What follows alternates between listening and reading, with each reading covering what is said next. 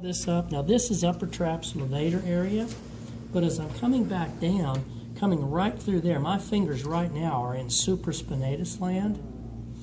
Above the spine of the scapula, in that dip area, that's supraspinatus land. And I'm going to show you a couple of angles to work this. I'm just kind of working this in from the side of the table that I'm on, using good body mechanics. Infraspinatus, same thing, same side of the table.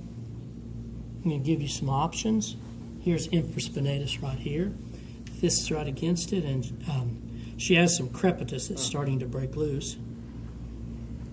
So infraspinatus this way. There we go, right in there. She's good for palpation. Now I'm going to come right over there where Tracy is. Does she have scar tissue too? She does have. Yeah. Okay, so from here, there, thank you, you're fine. Right here now, I'm going to go ahead, and this is where I can get in using the heel of my hand, and I'm actually kneading that whole muscle up, upper trapezius right over the top of it, but this part, that thenar eminence, fits right in that ditch area, so it's adding some compressive force into it too, compressive effleurage, and then from this area, if I want to, here we go. This is a lot easier in this way, because I can put my thumbs right in there and just fall forward. Wow. Just fall right forward. That was really good. And Are you drooling? I'm not, when I'm working supraspinatus, I'm not contracting anything. My thumbs are in here. I've got them jammed together so they don't buckle a bit, and I'm just falling forward. It's the easiest thing in the world. I'm not utilizing my shoulders, my neck, or anything. And in this position, I'm using my entire body. See how I'm lunging against it? And I'm not contracting anything in my arms or my own shoulders. Now, I can do the same thing here to the infraspinatus, just under that spine of the scapula where we were before with the deltoids, coming right out towards the greater tubercle. Each time I'm doing this, there's a little more scar tissue breaking loose. Yeah. Right in this area. Feel it. You guys hear it? Does it burn at all, like when you break up scar tissue, Michelle? No, I No? don't feel burning. Okay. It would, you got some there. It would if we were doing more myofascial work, Okay. which this is a little bit myofascial. Right now I chose to go across the fibrous directions, using these fingers to back this thumb up.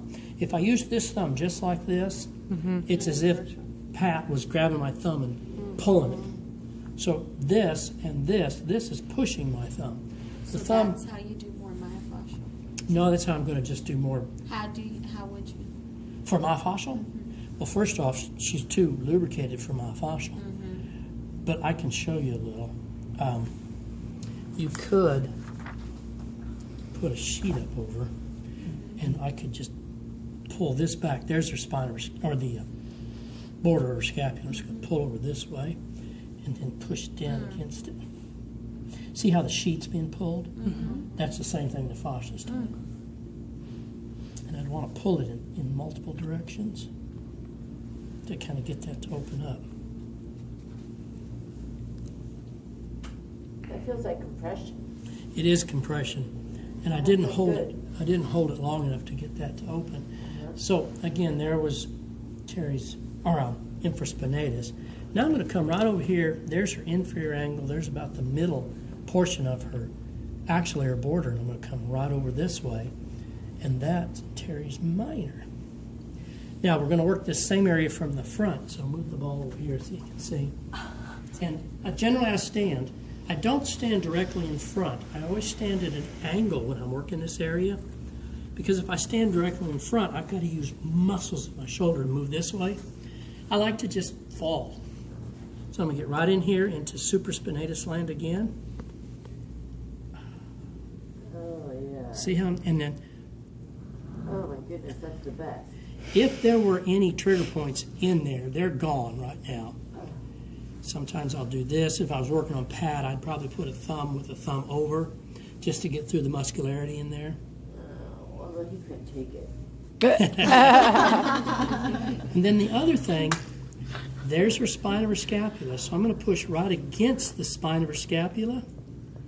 There we go. Feels really good. On the attachment of supraspinatus, on the spinal scapula, superior portion of it, and right there. Yeah, it's, Wow. see that breath wave? Two things. One, muscle tight attaching right there. Two, this is actually a meridian point, and people who have shoulder discomfort, that's one of them that helps to make that go away. Oh, yeah. But if your client was tensing up, for example, Pat, I'd slap him in the head. No. Wait, just having them breathe and then do it when they breathe out. That Yeah, that would probably be the best bet. Then I'm going to come over here onto the actual greater tubercle, and I'm just frictioning against those tendons. You can do this one from the front of the table also. That one feels good. Now, I chose to do a little bit of stripping on these tendons this way, and they're loosening up in that area. I'm going to go back down, friction across. Yep, they've loosened up a bit. Cool. Yeah. Now, I said I was going to go ahead and work Terry's minor, and I did a little bit. From here, I'm just going to go ahead and work it this way. Kind of easy to work right along the border of the scapula. If I started from down here and followed up this way, it's pretty much Terry's major. But breast tissue on her gets in my way for that one.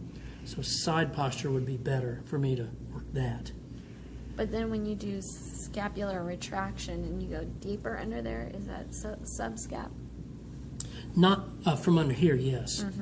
And then we can, here I go again, and I do this a lot. I just put my hand under here and get them kind of relaxed and then pop right under. This isn't part of today's stuff, but yet you're in this area, you might as well go ahead. So we are going to go ahead and treat levator, our last one. So with the